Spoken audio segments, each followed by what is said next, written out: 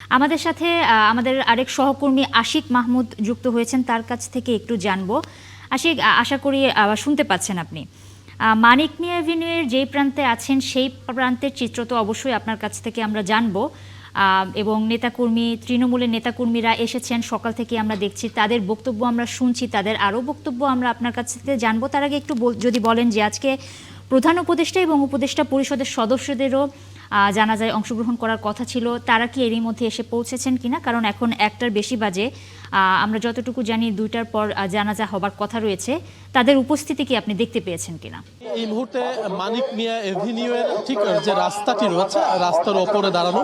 আমার ক্যামেরা নিশ্চয়ই আপনারা দেখতে পাচ্ছেন, ঠিক যে জায়গাটিতে খালেদা জিয়ার মরদেহ নিয়ে এসে রাখা হবে, ঠিক আমার ক্যামেরার সামনে, অর্থাৎ মানিক মিয়া এভিনিউয়ের ঠিক আড়ংয়ের যে সামনের পাশটা, সেখানেই খালেদা জিয়ার মরদেহ এনে রাখা হবে। সেখানে শ্রদ্ধা নিবেদন করবেন, সেখানেই জানাজা অনুষ্ঠিত হবে এবং ওই জায়গাটিতেই আসলে প্রধান উপদেষ্টা থেকে শুরু করে উপদেষ্টা মণ্ডলীর অন্যান্য সদস্য এবং বিদেশি যারা অতিথি রয়েছে তারা কিন্তু এই জানাজায় শরীক হবেন। আর অল্প কিছুক্ষণ সময়ের অপেক্ষা, এবং নেতাকর্মীরা কিন্তু ভিড় করেছে এই মানিক মিয়া এভিনিউতে, এবং লোকে লোকারণ্য হয়ে গেছে মানিক মিয়া এভিনিউ সহ আশপাশের সকল মাঠ এবং সকল সড়ক। এবং নিশ্চয়ই আপনারা দেখতে পাচ্ছেন যে কি পরিমাণ মানুষের ঢল নেমেছে, কি পরিমাণ মানুষ মানিক মিয়া এভিনিউয়ের ভেতরে, অর্থাৎ সংসদ ভবনের দক্ষিণ প্লাজা এবং পশ্চিম প্লাজার যে মাঠ রয়েছে সেই মাঠে কি পরিমাণ মানুষ আসলে ভেতরে প্রবেশ করছে, কি পরিমাণ মানুষের ঢল সেটি নিশ্চয়ই দেখা যাচ্ছে।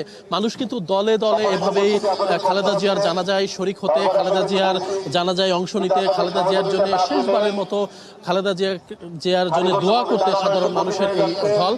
বিএনপি নেতাকর্মীদের পাশাপাশি আমরা দেখতে পাচ্ছি দেশের আপামর জনতা, অর্থাৎ সাধারণ যারা মানুষ, সাধারণ যারা জনতা, নারী, পুরুষ, বৃদ্ধ, শিশু, যুবক, সবাই কিন্তু সামিল হয়েছে আজকে এই খালেদা জিয়ার জানাজায় অংশ নিয়েছে।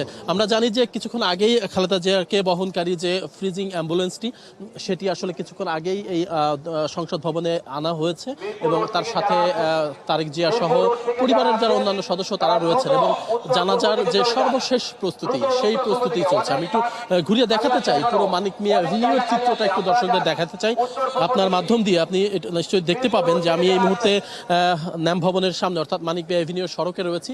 এখানে পুরো রাস্তার দুই ধার দিয়ে দুই পাশের রাস্তায় কিন্তু মানুষ আর মানুষ, অর্থাৎ লক্ষ লক্ষ মানুষ এই খালেদা জিয়ার জানাজায় শরীক হতে এসেছেন।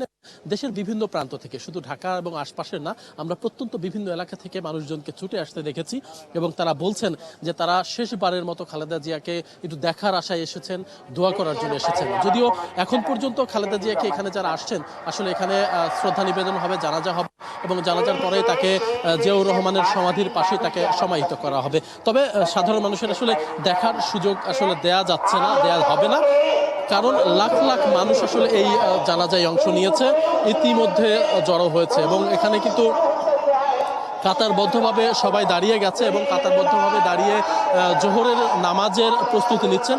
অনেকে জোহরের নামাজের এরই মধ্যে আদায় করেছেন, এবং আমরা ধারণা করছি আর কিছুক্ষণের মধ্যেই খালেদা জিয়াকে বহনকারী যে ফ্রিজিং অ্যাম্বুলেন্সটি, সেটি এই যে মঞ্চ করা হয়েছে, যে মঞ্চে মরদেহটি রাখা হবে, সেখানে আনা হবে, এবং সাধারণ মানুষ ইতিমধ্যে জানাজায় অংশ নেওয়ার জন্য সেই প্রস্তুতি সারছেন।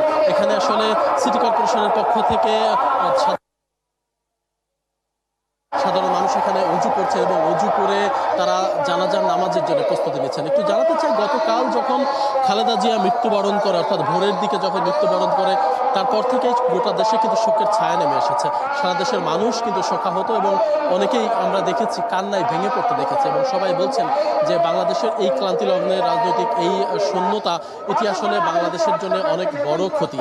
তার আসলে আরও কিছুদিন বাংলাদেশ গণতান্ত্রিক ধারায় এবং নির্বাচন পর্যন্ত বিশেষ করে তার থাকার প্রয়োজন ছিল বলে সাধারণ মানুষের ধারণা। এবং বিএনপি নেতাকর্মীরা বলছেন যে খালেদা জিয়া যেভাবে দলটাকে আগলে রেখেছেন দীর্ঘদিন ধরে, এই নির্বাচনের আগ মুহূর্তে তার চলে যাওয়া, এটি আসলে দলের জন্য যেমন অপূরণীয় ক্ষতি, তেমনি দেশের জন্য ক্ষতি, দেশের গণতন্ত্রের জন্য ক্ষতি।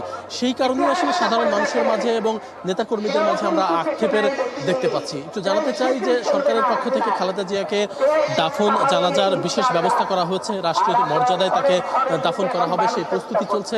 3 দিনের রাষ্ট্রীয় শোক ঘোষণা করা হচ্ছে, এবং আজকে তার জানাজা উপলক্ষে যেহেতু লাখ লাখ লোক হবে, এটি ধারণা করা গিয়েছিল আগে থেকেই, এবং সে কারণেই 3 দিনের রাষ্ট্রীয় শোকের পাশাপাশি পাশাপাশি একদিন সাধারণ ছুটি ঘোষণা করা হয়েছে এবং আজকে কিন্তু সাধারণ ছুটি এবং সাধারণ ছুটির মধ্যেই সাধারণ মানুষ যারা আছেন তারা খালেদা জিয়াকে এক নজর দেখার আশায়, খালেদা জিয়ার জন্য দোয়া করার আশায় এই জানাজায় সামিল হয়েছেন। আমরা বিভিন্ন সকাল থেকেই দেখতে পাচ্ছি, ভোর থেকেই এই মানিক মিয়া এভিনিউ এবং আশপাশের যে মাঠগুলো রয়েছে সেই মাঠগুলোই কিন্তু লোকে লোকারণ্য হয়ে গেছে। সংসদ ভবনের দক্ষিণ প্লাজার যে মাঠ